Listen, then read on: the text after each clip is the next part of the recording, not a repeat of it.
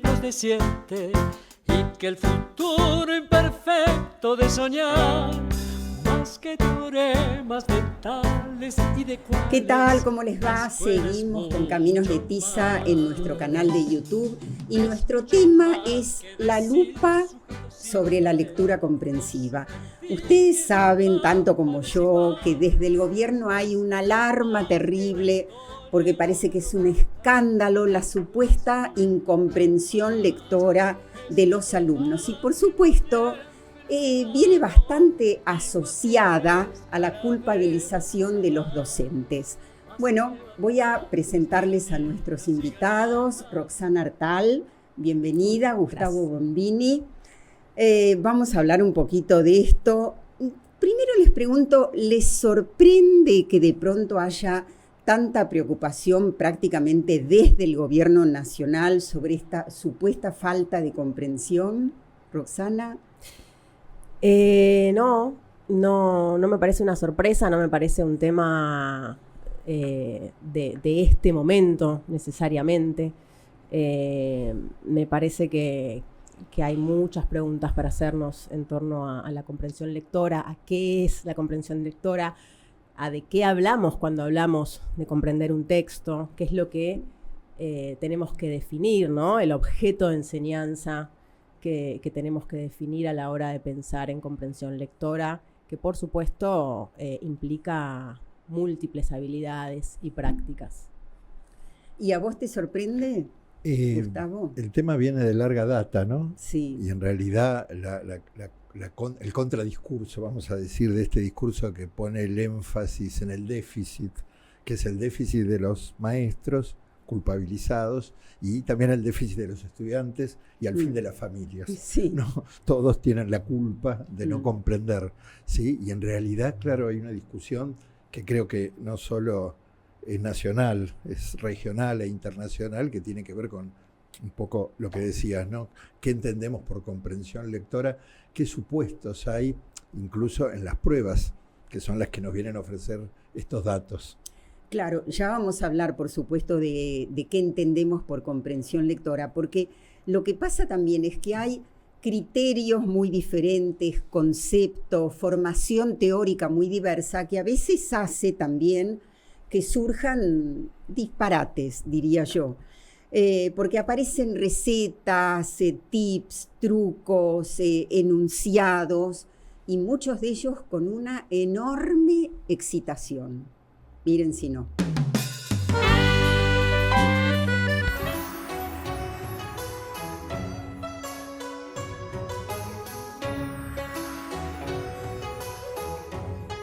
He compilado las mejores técnicas de comprensión lectora para ti en este video. Y aquí están las 7 técnicas de lectura comprensiva que veremos, para que veas que estamos en el modo ninja. La número 1 es la prelectura, revisar previamente el texto. La número 2 es el glosario, una lista de las palabras complicadas. Número 3, la lectura activa, ya hemos visto esto en el curso, es interactuar con el texto a través de notas y marcas. La lectura conceptual es leer por frases, no por palabras. La lectura visual, que se trata de visualizar o crear imágenes mentales para poder comprender el texto. La número 6, lectura analítica, es para detectar las ideas principales del texto con el método A0, argumentos, conclusiones y evidencias. Y la técnica número 7 es la enseñanza, que es explicar con tus palabras lo que aprendiste. Hay varias formas de hacerlo. Te voy a explicar todas con un ejemplo práctico. Quédate hasta el final de este vídeo para que te explique 8 de las más importantes y efectivas estrategias para mejorar tu comprensión lectora y ser capaz de leer fácilmente cualquier tipo de texto. Empecemos. Número 1. Crear el hábito. El primer paso para mejorar tu comprensión lectora es coger el hábito de leer. Esto es algo básico, pues te ayudará a mejorar en muchos aspectos de la comprensión de textos en los que podrás profundizar más adelante. Número 2. Paciencia y avance progresivo. Algo que debes tener en cuenta a la hora de aplicar cualquier técnica para mejorar tu comprensión lectora es que el progreso que hagas no siempre será rápido, sino que muchas veces tendrás que ir pasito a pasito, escalón a escalón, hasta llegar arriba. Por ejemplo, como ya te he sugerido, para empezar con la lectura es preferible que comiences leyendo libros sencillos, que te gusten. Número 3. Despacito y con buena letra. Esto puede marcar la diferencia entre que entiendas un libro o no, pero se trata de algo tan sencillo como leer un poco más despacio. Número 4. Analiza la lectura. Una forma de asegurarte de que estás entendiendo lo que lees es analizando el texto constantemente. Para ello debes formularte preguntas del tipo ¿qué está pasando?, ¿cómo?, ¿cuándo?, ¿por qué? Contextualiza la lectura y a continuación pasa a hacerte preguntas más complejas. Número 6. Ayúdate de un diccionario. Haz del diccionario tu mejor amigo. Además, ahora es tan fácil como consultarlo en el móvil o internet. Este consejo te servirá para cualquier tipo de texto, ya que nunca sabes cuándo encontrarás una palabra cuyo significado desconozcas. Hacer primero, si el 2, si el 7, si el 4, a ver, ¿qué sienten cuando escuchan estas propuestas? Sí, me quedo en la palabra que apareció repetida, que es la palabra técnica. Creer que la lectura es una técnica y que se resuelve entonces aplicando estos tips, digamos, de la cuestión. Digo, porque las discusiones precisamente que se hacen desde otros paradigmas, lo primero es decir que no es una cuestión técnica la lectura ni la escritura, que no es meramente cognitiva incluso, sino que se resuelve en un contexto, se resuelve en sujetos que participan, sujetos efectivos, sociales, históricos, que están en instituciones, que se involucran, claro, que están comprometidos desde muchos puntos de vista que van más allá de la mera, ¿no? Como cuando hablábamos en otra época de técnicas de estudio. No son técnicas, digamos, son procesos complejos. Porque si hay técnica, pero si yo estoy afuera, entonces no me involucro. Roxana. Bueno, acá me interesa dar este debate, ¿no? Me parece un debate urgente, el tema de si hay o no técnica, si hay habilidades técnicas y mecánicas que se pueden enseñar de manera explícita, específica. Yo honestamente creo que no es el caso de este video, habría que analizar puntualmente cada paso, ¿no? Pero creo que tenemos que dar cuenta de la lengua como un sistema y que es un sistema que se puede descomponer en partes y enseñar paso a paso, con cierta reglamentación, con cierta conciencia de lo mecánico que tienen los procedimientos cognitivos que están en juego. Por supuesto que soy completamente consciente de la importancia de los factores ideológicos, socioculturales, identitarios, subjetivos que se ponen en juego a la hora de la comprensión lectora, pero me parece que no se puede enseñar la literatura como un sistema, por ejemplo, para pensar en lo literario, sin entender a la lengua como un sistema. Y creo que la lengua, el sistema de la lengua, tiene y debe ser enseñado de manera explícita. Me parece que es urgente ese debate. Volver sobre un debate complejo, de larga data, como decía Gustavo, y si negamos esa realidad, estamos arrojando a nuestros estudiantes y nuestras estudiantes a un lugar muy complejo en el que tienen que empezar a resolver muchos asuntos solos, y eso no va a ir más que a dar a la frustración, ¿no? Ojo con esto, porque me interesa decirlo, este es un debate que suele arrojar al lugar del conservadurismo, es un lugar común del conservadurismo, y suele arrojar a la posibilidad de sostener esta idea a un lugar de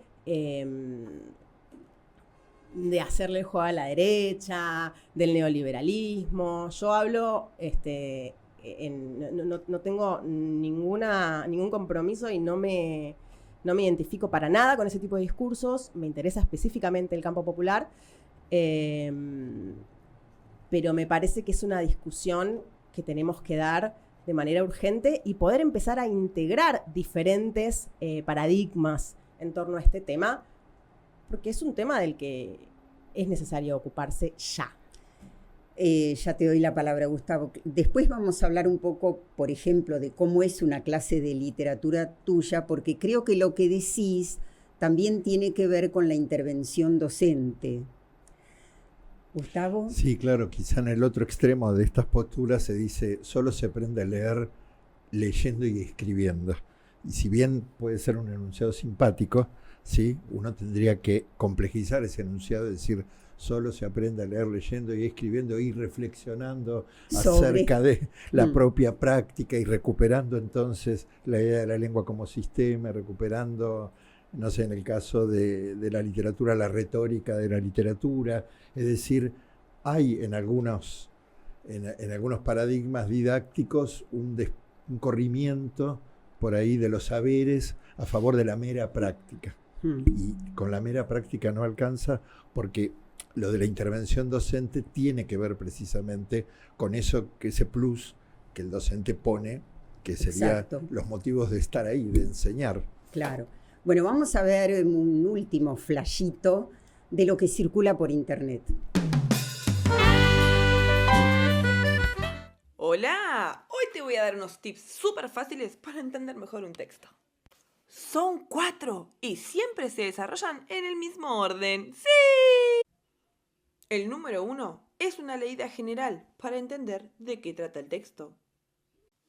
El número 2 es otra vez una leída general, pero vamos a agarrar un lápiz y vamos a marcar las palabras que no conocemos para poder buscarlas en el diccionario. Esto lo que hace es que la comprensión de texto sea aún mejor. Y en el número 3, entonces ahí recién vamos a leer las consignas que tenemos que responder con este texto, que pueden ser preguntas, un verdadero o falso, un multiple choice. Esas preguntas están diseñadas justamente para saber si tú entendiste el texto. Por eso necesitas leer tantas veces como sea necesario. Sí, sí. No te olvides de suscribirte a nuestro canal. ¿Y por qué me lo tienes que decir así? No. A ver. Bien, no, veo que has hecho una recolección de producciones muy interesantes. Mi preocupación, digo, Sí. es que parte de esto puede ser la política pública. Sí. Alguna política curricular que se hace eco, Claro. por ejemplo, la cuestión de la velocidad de la lectura, de los controles, ¿no? Algunos paradigmas que no los he analizado en profundidad, pero me llaman la atención.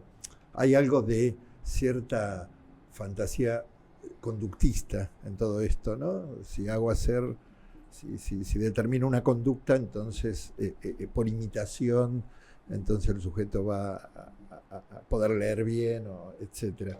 Me parece, digo, ahí hay que ver a fondo en estas discusiones que se dan incluso en el campo de la alfabetización, Sí. qué es lo que estamos queriendo decir, ¿no?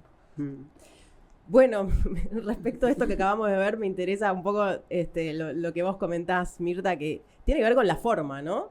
Me interesa hacer foco ahí, porque pareciera que este discurso, no sé, medio hiperbólico en términos de cómo se dicen las cosas, garantizara la atención de los estudiantes, de los y las estudiantes. Sí, te lo hago divertido. Exacto. Cuando en verdad lo que tiene que suceder, creo yo, es que los textos que nosotros ofrezcamos a esos estudiantes interpelen a esos estudiantes, ¿no? O sea, creo que por ahí pasa la verdadera posibilidad de que los y las estudiantes se interesen por lo que están haciendo. Bueno, si yo puedo ofrecer un texto desde que contemple los intereses de quienes están leyendo, bueno, voy a poder captar la atención que necesito para ponerlos a trabajar sobre eso. La importancia de elegir los textos está muy bien planteada en el libro de Jorge La Rosa, P de Profesor. Lo recomiendo muchísimo. Gustavo, vos escribiste sobre la historia de la literatura, en realidad fue tu tesis, ¿no es cierto? Entonces, ¿cuál era el concepto tradicional de comprensión? A lo largo de la historia y en relación con la comprensión literaria y en la escuela secundaria, ¿sí? Seguramente, creo que hasta los 60 tuvimos 60 del siglo XX, ¿no? Sí. Un paradigma fuertemente asociado al enciclopedismo, a repetir de memoria biografías de autores, resúmenes de argumentos, etcétera, etcétera. Eso es como una dominante. Pero en paralelo, y ahí eso fue muy lindo de descubrirlo en la tesis, siempre había como unas contravoces, ¿sí? De profesores, digamos, que podríamos asociar a lo que se llamó la escuela activa, Claro. etcétera, que los tenemos más asociados a ese movimiento a la primaria, Pero sin embargo, en la secundaria había profesores que, por ejemplo, pensaban que la práctica de enseñanza de la literatura tenía que tener algún parentesco con la propia producción de literatura. En la primaria hubiera sido todo el trabajo de Luis Iglesias, por ejemplo. Pero tenemos los Luis Iglesias de la secundaria. Eso es bien interesante. Experiencias en Córdoba, por ejemplo, en la década del 40, con fuerte influencia, u otros profesores que estaban influidos. Bueno, Ernesto Nelson, que fue un inspector muy relevante en las primeras 3 décadas del siglo, había estado en Estados Unidos, había estudiado Dewey, etc. Y ahí hubo una impronta. Y es muy llamativo, ¿no? Cuando uno cree que, por ejemplo, la escritura de literatura en el aula se inventó en las últimas décadas, es bien interesante encontrar un profesor de 1918 que le está proponiendo a sus estudiantes escribir textos de ficción y dice, además, esto es enseñar literatura.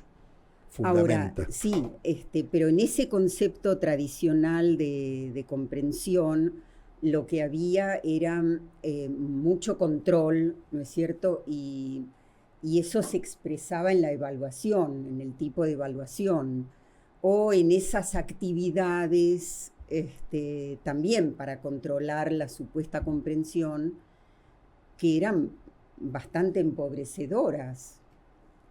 Ella es muy joven y no atravesó esa etapa. No le pasó. Pero era así. Sí, la idea de comprensión ligada a por ejemplo, ¿cuál es el tema? ¿No? Y el tema determinaba una única manera de leer ese texto y conducía únicamente a esa hipótesis respecto a ese texto. ¿Quién es el personaje principal? ¿Quiénes son los secundarios? ¿Dónde transcurre el relato? Entonces todos contestaban lo mismo, porque, ¿no? O ¿cuál es el conflicto? O ¿cómo terminaba el cuento? Y todos sí, cuestiones estrictamente del orden de lo argumental en un texto, ¿no? Que claro, son como un primer escalón, ¿no? Yo no puedo ponerme a interpretar un texto cuyo significado no comprendo previamente en términos de una lectura superficial. Primero tenemos que trabajar sobre una lectura, por ejemplo, yo trabajo, ¿no? Una vez que doy un texto a leer, primero tengo que asegurarme de que todos los que estamos presentes para discutir este texto entendamos de qué va el texto. Una vez que tengo esa garantía, puedo avanzar sobre distintas capas de lectura, ¿no? Que por supuesto son múltiples y muy amplias. Y es posible que tradicionalmente la escuela se quedara satisfecha con el reconocimiento de estos puntos primeros de lo argumental. Seguramente porque importaba más el autor que el lector. Hay algo de eso en algunos trabajos, fíjate, un trabajo clásico sobre el que habría que volver, de Lacau, de Lacau, que era la coautora de Lacau Rossetti de los viejos libros de gramática. María Hortensia y ella tiene la didáctica de la lectura creadora, que es del año 61, 62, muchísimos años tiene. La didáctica de la lectura creadora precisamente hace este diagnóstico y dice, hasta ahora lo único que hemos hecho es aburrir a los chicos con los cuestionarios, con las preguntas, etcétera. Vamos a hacer otro tipo de involucramiento, donde toma la categoría de personajes, donde toma esas categorías narrativas que las necesitamos, pero pone al estudiante en una posición activa. Lo mete adentro de la ficción, por ejemplo, ¿qué harías si? ¿No? Maneja lo que podríamos llamar la abducción. Digamos, no solamente la deducción y la inducción, sino la abducción, lo hipotético. Y pone lo hipotético como, por eso le llaman lectura creadora. Claro. Imagina un lector creador.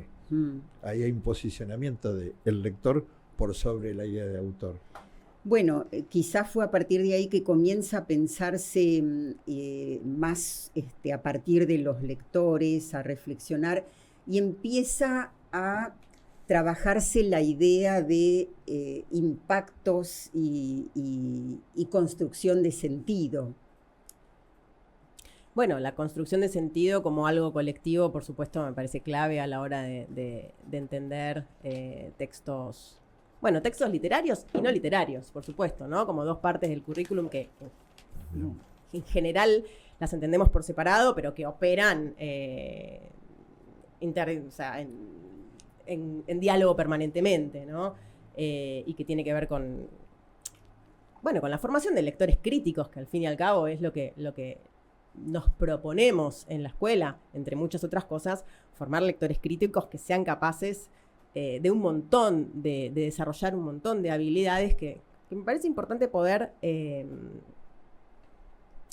distinguir, ¿no? Para poder medir y poder pensar en términos serios lo que es la evaluación, y también para poder afrontar el mundo en el que vivimos, en donde, y me refiero específicamente a los textos no literarios, ¿no? En donde la desinformación se ha vuelto una práctica permanente, donde estamos en la era de la posverdad, y es urgente formar lectores críticos que sean capaces de reconocer una fake news, que sean capaces de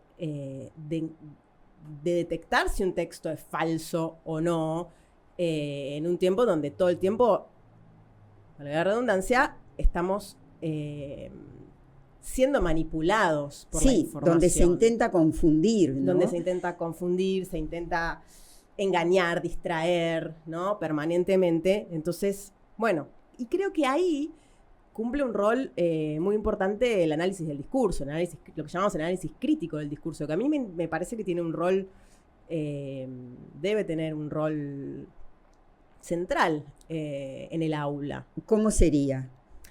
Bueno, a ver, en primer lugar, la conciencia, transmitir, poder poner sobre la mesa la conciencia de que nuestra percepción del mundo está absolutamente mediada por el lenguaje, la idea base de que el lenguaje no es neutro, ¿no?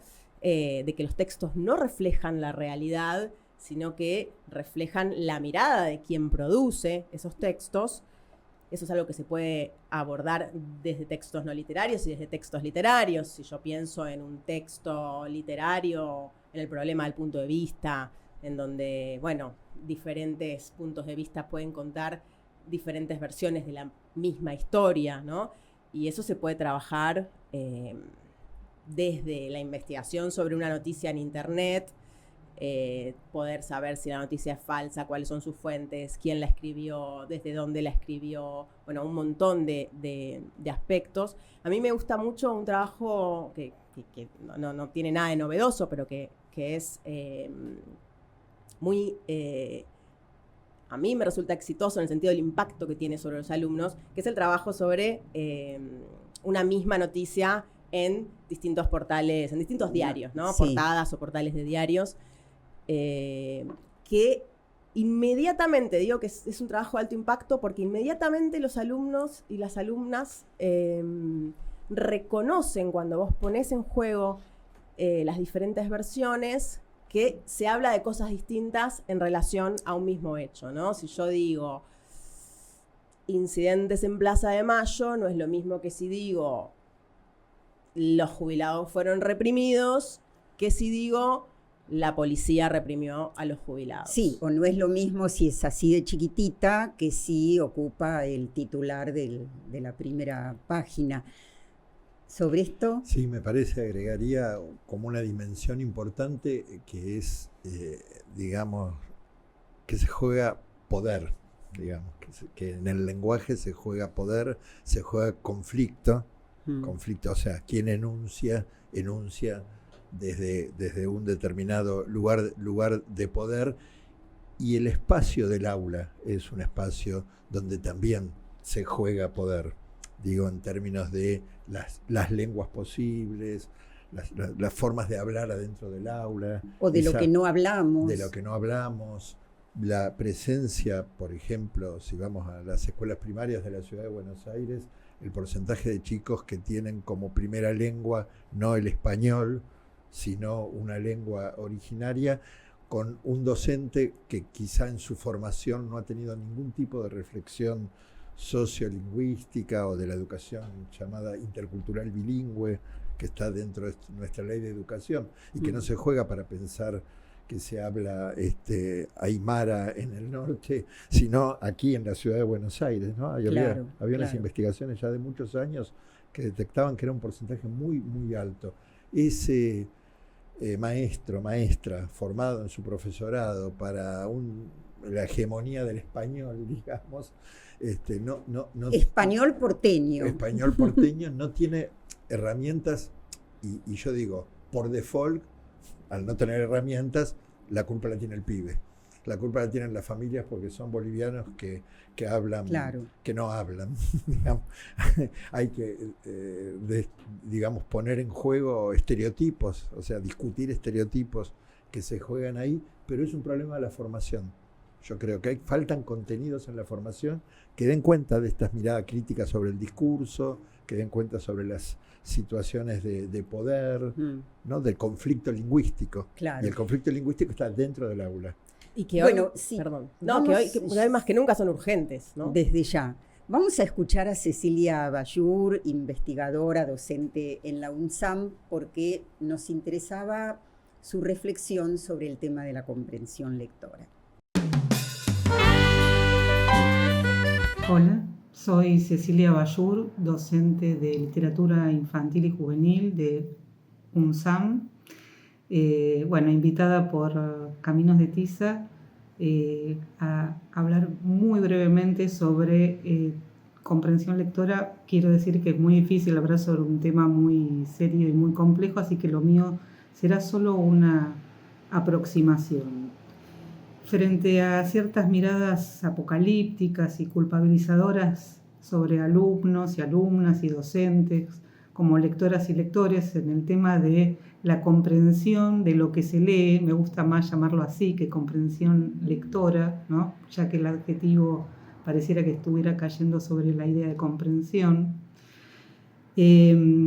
Prefiero pensar desde un lugar de posibilidad, de potencia constructiva. Por eso, en esta muy breve intervención, elijo 3 pequeñas claves para pensar la comprensión.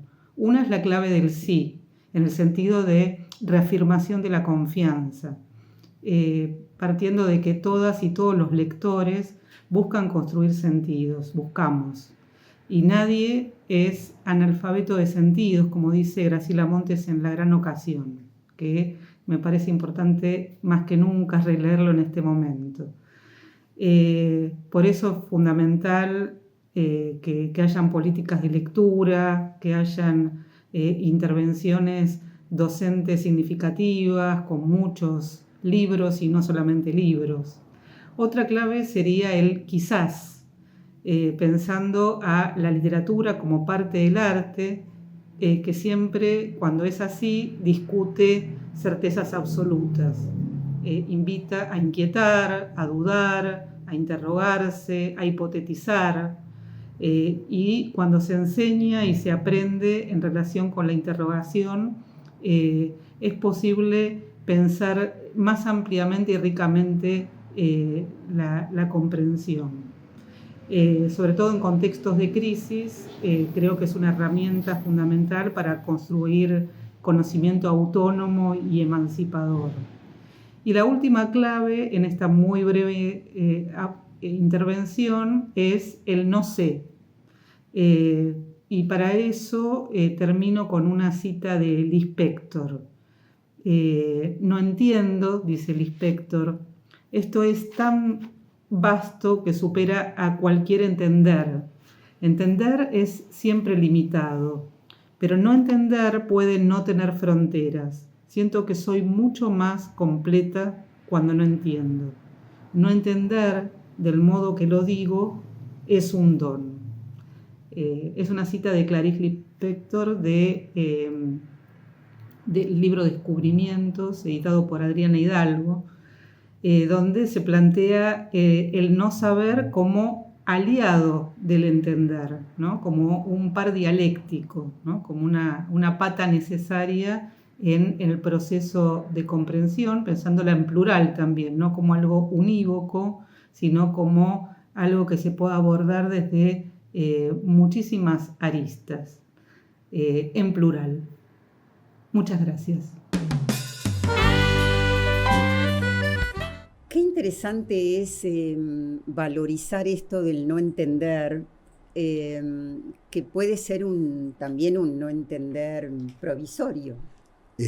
Bueno, también Bashur dio claves, no dio 8 ni 7, dio 3. No dio 8. De otro modo, con otro tono. Sí. Pero Más abiertas. sí, un poquito más abiertas, por cierto. No, el último libro póstumo de Beatriz Sarlo, ¿sí? Que estaría bueno. Sí, que se publicó hace poco. Hace poco, que Sí. son sus memorias. El libro se llama No Entender. Ajá. Y tiene un capítulo que se llama No Entender, que es el mejor capítulo del libro. Está todas cuestiones de su vida, etcétera, que son chismes interesantes, pero ahí hay un lugar reflexivo tremendamente interesante, porque ella, claro, se posiciona como una ávida y desde pequeña lectora de la novedad, abierta a la novedad, luego va a decir abierta a las vanguardias, le interesaban, por ejemplo, la música de vanguardia, etcétera, y entonces ella hace una apología, vamos a decir, del no entender. Uh-huh. ¿Lo toma de Clarice Lispector o no la casualmente? Cita, casualmente, exacto, casualmente. No entender como desafío, no entender como... Claro. Incluso como los textos literarios, porque en un reportaje que le hacía Cristina Mucci le preguntan por sus gustos literarios y le preguntan por qué no citaría a Soriano, y ella no lo tomó en sus programas de literatura de la UBA, y ella dice, Soriano es un excelente escritor, pero no me desafía a ese no entender. Uh-huh. Entonces ella dice, aun cuando hayamos creído que entendimos, tenemos que seguir pensando que todavía nos queda algo más por entender. Todavía podemos entender más. Sí, es muy interesante ese capítulo. Bueno, de lo que dice Cecilia, me interesa destacar dentro de las distintas aristas del tema de la comprensión lectora, la alfabetización inicial, la didáctica de la literatura y de los textos no literarios en el aula, la lectura crítica y todas estas aristas que son muchas y todas muy importantes, la evaluación. Me interesa destacar el tema del fomento lector, ¿no? Me parece que es muy importante hablar de esto y la promoción de la lectura en relación a las políticas públicas, que tiene una larga tradición en nuestro país y que tristemente hoy día se ven atacadas o empiezan a aparecer ausentes, salvo por algunos espacios minoritarios. Sí, en algunas provincias aisladamente. Pero me parece importante destacarlo porque, por supuesto, que las políticas públicas deben funcionar como guía y acompañamiento en la formación de lectores activos y críticos. Y, por supuesto, vale la pena volver siempre a esto. Entienden la lectura como un derecho, el acceso a la lectura como un derecho, como por supuesto es la educación, y nunca está de más recordarlo. Sí, pensaba cuando hablábamos antes de esas actividades con preguntas que en realidad cierran más de lo que abre, cómo en el trabajo en las escuelas, tanto primarias como secundarias, en todos los niveles en realidad, se le fue dando paso a la conversación, ¿no? A poder construir colectivamente sentidos. ¿Qué les parece esa propuesta? En literatura se viene hablando bastante de lectura compartida, tertulia literaria, distintos dispositivos que al fin lo que tienen en común es el hecho de que hay una conversación entre lectores. Ahora, en investigaciones anteriores, ¿no? Porque cuando se habla, por ejemplo, de la idea de conocimiento compartido. Y conocimiento compartido es una construcción que no tiene que ver solo con la literatura, por lo que decías antes, sino con cualquier tipo de texto que, genera una escena de aula con fuerte intervención docente, pero con fuerte intervención de los estudiantes frente al texto. Por ahí, en aquellas viejas recetas de la comprensión que podían terminar en un multiple choice, o verdadero o falso, que lo vi en algunas propuestas que andan circulando hoy, verdadero o falso, digo que se cuestionan rápidamente. Lo que no estaba claro ahí era la voz del estudiante y la construcción, la privilegiada construcción que es el espacio del aula como una construcción desde el intercambio oral, ¿no? La jerarquización del oral como el espacio de construcción de sentido, de construcción de conocimiento, de aportes. En los análisis, por ejemplo, que hace Elsie Rockwell desde la etnografía, cuando dice, bueno, el uso del libro de texto es algo mecánico, el docente lo único que hace es seguir instrucciones, y ella trabaja con una comparación donde la apropiación activa del docente y la mediación oral genera un enriquecimiento de ese libro aparentemente llamado a la pura reproducción, ¿no? Entonces hay como otras posiciones que jerarquizan, yo diría, los roles activos de todos. Y hablando de los roles activos de todos, ¿das lugar a la conversación vos en tus clases con alumnos de secundaria? Sí, por supuesto. Me parece que esta idea de la construcción colectiva del sentido es clave. Entender que entre todos construimos un sentido, entre todos construimos una lengua también, entre todos construimos la realidad, ¿no? Me interesa poder acceder a la idea de que aprender a leer, o sea, que los estudiantes entiendan que aprender a leer no es solo aprender a leer literatura, sino que la literatura es un medio para eso y que aprendemos a leer el mundo, ¿no? Por eso también me parece que estamos en un momento... de eso hablaba Freire. Por supuesto, ¿no? Como también es el que hablaba del lenguaje como algo que no es neutro. Pero me parece que es un momento muy álgido y muy clave y muy triste que nos obliga a pensar en estas nuevas generaciones y la responsabilidad que tenemos los adultos, los docentes, en instruir sobre lo que es la lectura crítica, ¿no? Poder desarrollar lectores de literatura, pero sobre todo, y no porque la literatura me parezca menor desde ya, pero sobre todo lectores del mundo, lectores de la realidad. Creo que la literatura es un medio para que podamos enseñarle a nuestros jóvenes a leer la realidad, y la verdad es que a mí me preocupa mucho en este momento la conciencia de que este momento histórico y político que nos atraviesa hace que este gobierno llegue a donde está, muy impulsado por chicos y chicas de menos de 30 años, mayoritariamente varones, mayoritariamente de estratos sociales bajos, que tienen dificultades en la lectura del mundo, que votan en contra de sí mismos y que es urgente que atendamos. Me preocupa genuinamente cómo vamos a enfrentar este problema que me parece innegable. Sería entonces, bueno, también hacer hincapié en que puedan leer entre líneas, como se ha dicho siempre, hacerle preguntas al texto, no sé si antes se mencionaba, ir desglosando las distintas capas de lo que leemos. Y bueno, creo que también en esa responsabilidad está mucha de la oferta que circula en este momento. Por ejemplo, ustedes saben que hay esa aplicación que ofrece resúmenes de libros explicados en 15 minutos, que se llama Blinkist. Y ellos dicen espantados, porque si no, ese mismo texto llevaría 10 horas leerlo. ¡Oh, qué terrible!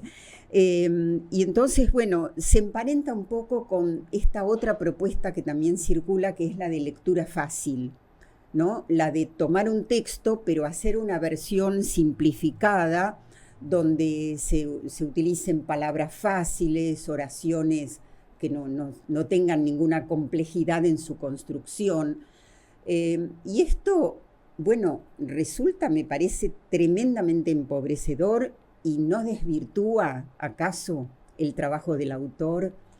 Uno pensaría en esas frases, ¿no? Que hay por ahí elogio de la lentitud, elogio de la dificultad, Sí. digo, iríamos por ese lado para poder pensar, a ver, voy a decir algo, en la escuela moderna, digamos, en medio de esta urgencia, recuperar cierto sentido de la escuela moderna, ¿no? Porque se dice ahí como un cliché, una escuela del siglo XIX con maestros del siglo XX y con estudiantes del Sí, siglo XXI.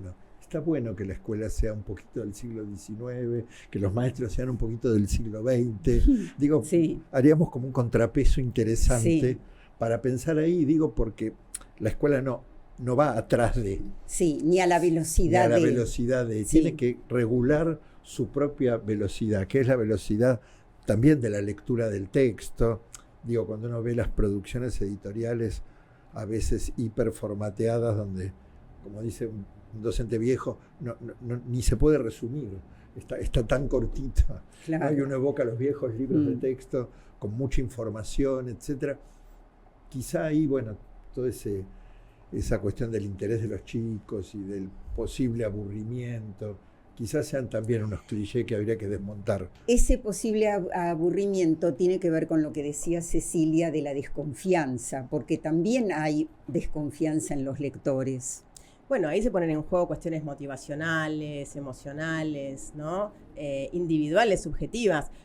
Pero me interesa esto de que decías de la lectura fácil, que es casi un oxímoron, ¿no? O sea, la lectura implica una serie de procesos muy complejos, de múltiples características, que tienen que ver no solo con cuestiones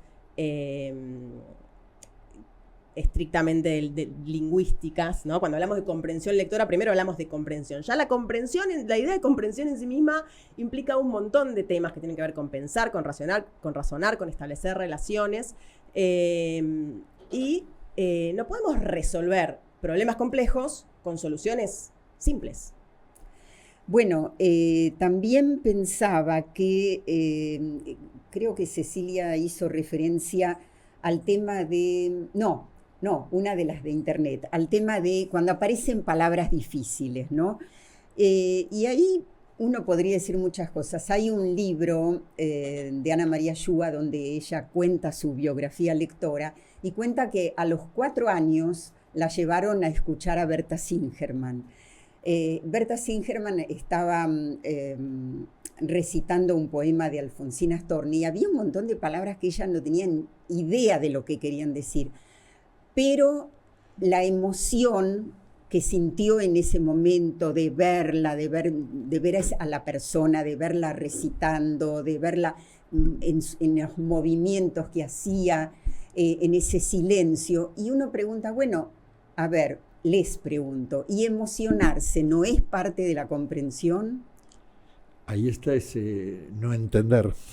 Por Claro, ejemplo, claro. las palabras que resuenan en los himnos escolares, por ejemplo.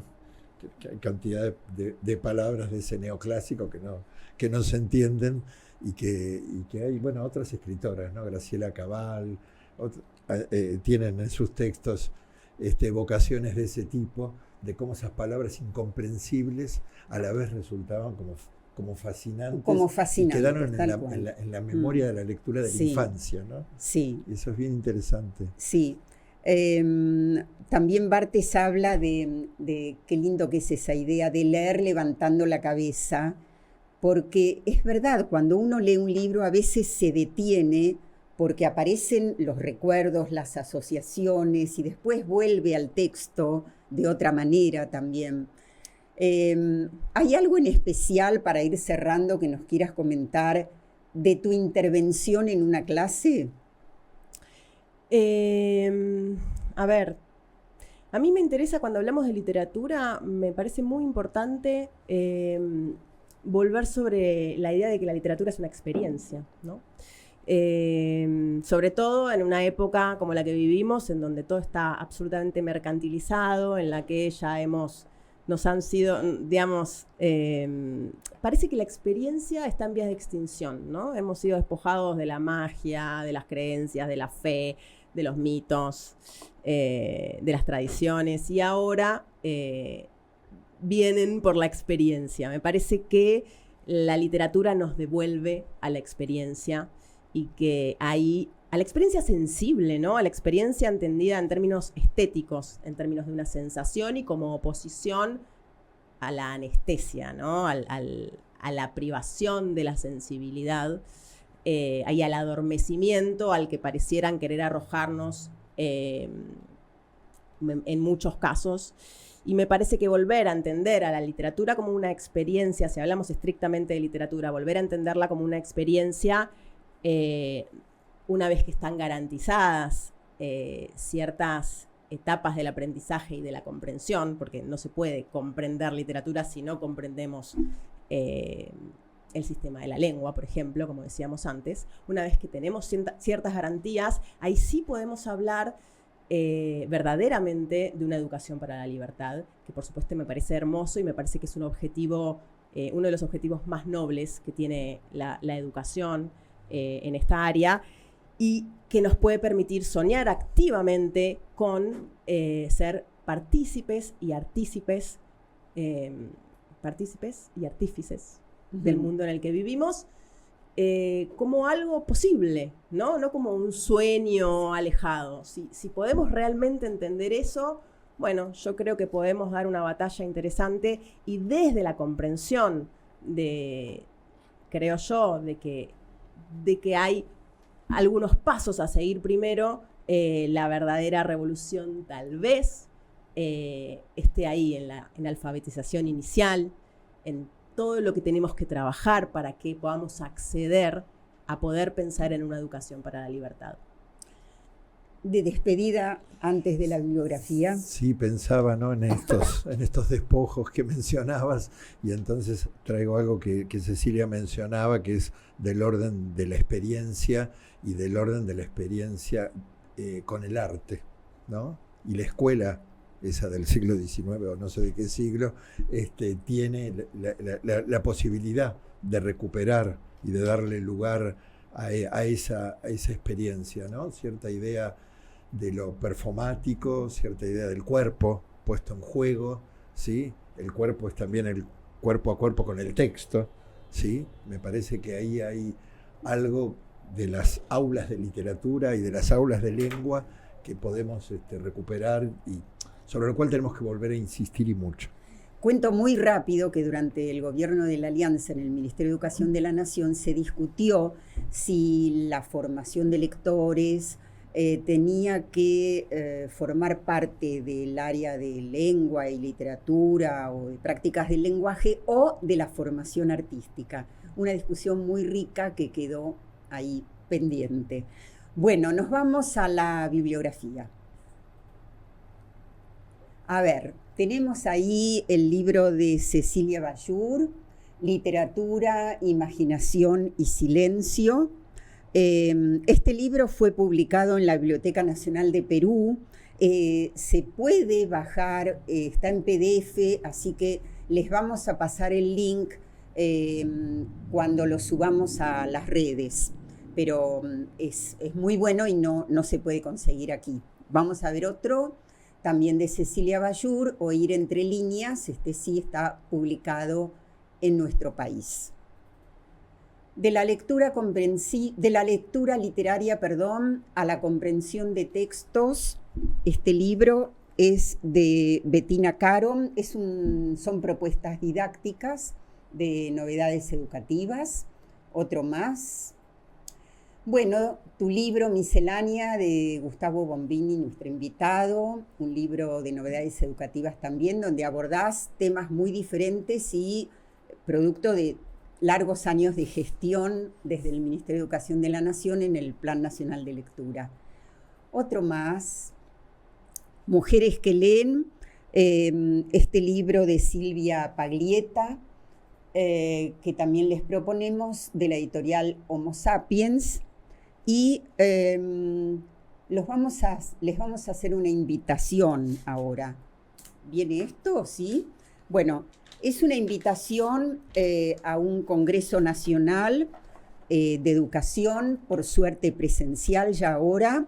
Está organizado por Homo Sapiens Ediciones, Sapiens Agenda de Eventos, y Sapientia Capacitación Continua. Auspicia la Facultad de Humanidades y Artes de la Universidad Nacional de Rosario y el tema es Escenarios educativos inciertos para enseñar y aprender. Esto será en el Teatro El Círculo, La Prida 1223 de la ciudad de Rosario.